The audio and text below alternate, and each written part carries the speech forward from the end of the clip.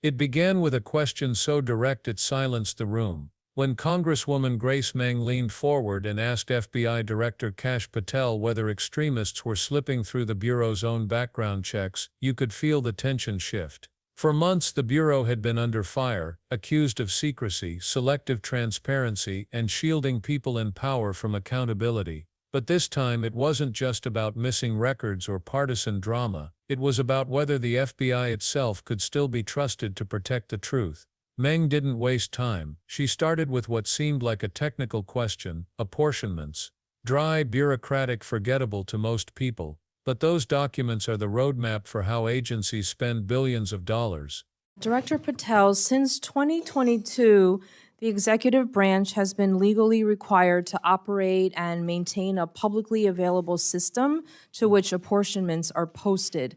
As you know, apportionments are legally required by the Anti-Deficiency Act.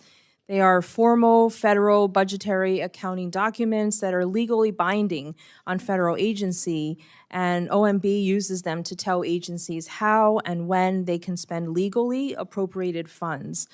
Beginning in March, this OMB stopped making these documents publicly accessible. You stated in your confirmation hearing before the Senate Judiciary Committee that you want to work to get public trust in the FBI back. It would seem to me that transparency and public reporting about where and how the Bureau is spending money would help in earning back public trust. As the leader of our nation's principal federal law enforcement agency, will you commit to making the FBI's account-specific apportionments publicly available? Absolutely, so long as I have the appropriate request.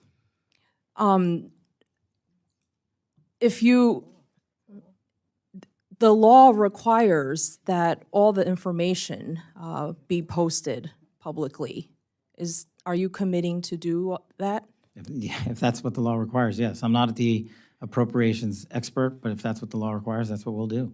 Do you have a timeline of when that would be possible, and why, since March, has it been taken down? No, ma'am, but I will get you one. Okay, so thank you for committing to publicly post what is required by law, the apportionment for the FBI. I wanted to ask about one of the U.S. Attorney nominee Ed Martin. As you know, the FBI conducts background checks on nominees for senior positions in the federal government. Ed Martin has been nominated by the president to serve as U.S. Attorney for the District of Columbia, one of the top prosecutor positions in the country, and he currently holds that position in an interim role. If it has come to light that Mr. Martin has praised a Nazi sympathizer named Timothy Hale Cuccinelli, who was also pardoned by President Trump after being convicted as a January 6th rioter. Mr. Martin called Hale Cuccinelli, quote, an extraordinary man, an extraordinary leader. He's also falsely claimed that he did not previously know that he was a Nazi sympathizer. Do you think that this is the kind of thing that the FBI should be careful to investigate as part of its background checks on nominees such as Mr. Martin? Thank you, ma'am. I'm not familiar with Mr. Martin's specific BI investigation, but I can tell you how the BIs are done for everybody at the FBI. We have careers running the entire inspection division and HRD component. That has not changed since I've been in the seat, and every BI has been held to the same standard by them, and either they pass along the information from their investigations that they cultivate, or they don't. We do not tell them what to pass on and what not to investigate. Do you know if this information and past association was part of the record? I'm not familiar with his personal background. Do you think that these types of controversial comments and interviews, association with Nazi sympathizers and anti-Semitic comments would be appropriate for inclusion in a given FBI background check? Ma'am, since his nomination is pending, it's not for me to comment on it. I don't have the BI in front of me. But in general, do you think that comments and associations like these should be part of an FBI background investigation report? That's up to the field agents, ma'am. I can't rewrite that for them. They have a way of doing these investigations that I have not inhibited or changed or altered since I got in the seat. Will you look into it and make sure that should be included, controversial and very troublesome Anti-Semitic comments and associations like that should be part of a background check. I will. Thank you. Lastly, as you know, earlier this year, the Justice Department demanded a list of all current and former FBI employees who at any time worked on January 6th investigations. According to the email from the then acting FBI director, the Justice Department will review those employees to, quote, determine whether any additional personnel actions are necessary. Director Patel, do you anticipate firing any additional FBI employees simply because they worked on January 6th related investigations? Thank you for the question. That email or memo was sent out prior to my arrival at the FBI. We have not addressed that specific email since I've arrived because the matter's in litigation in federal court. Do you anticipate firing any additional employees that may have worked in relation to the January 6th investigations? The only way you get fired from the FBI while I'm the director is if you violate the ethical guidelines or break the law. Okay. Thank you. I yield back. By law, they're supposed to be public so taxpayers can see where their money goes. But since March, they had vanished.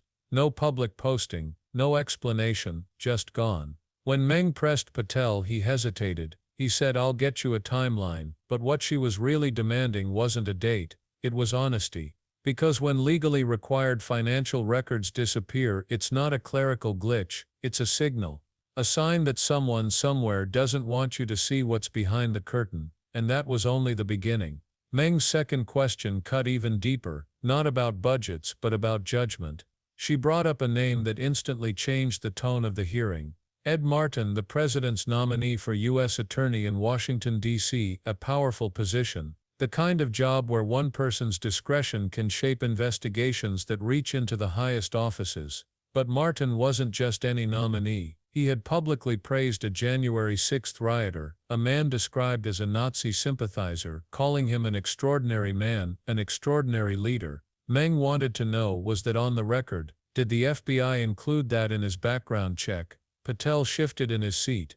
"I'm not familiar with his background," he said. It was the kind of answer that lands with a thud, too careful, too convenient. Because Meng wasn't asking for gossip, she was asking about integrity. About whether the bureau that screens everyone from intelligence analysts to federal judges was quietly overlooking extremist sympathies when it came to politically sensitive nominees, and her next line made it impossible to dodge. "Do you think comments like these praising a Nazi sympathizer should be included in a background check?" Patel deflected again. "That's up to the field agents," he said. But to anyone listening, it sounded like a door slamming shut. What came next pulled the hearing into even darker territory. Meng referenced an internal Justice Department email, one that ordered the FBI to compile a list of all agents who had worked on January 6th investigations. The stated reason: to determine whether any additional personnel actions are necessary. Think about that. The DOJ wanted a list not of rioters, not of suspects, but of the agents who investigated them. Meng's tone stayed calm, but the subtext was explosive. Was the Justice Department preparing to punish its own investigators for doing their jobs? Patel tried to distance himself. He said the memo was sent before he arrived, that it was now in litigation, that the Bureau hadn't addressed it.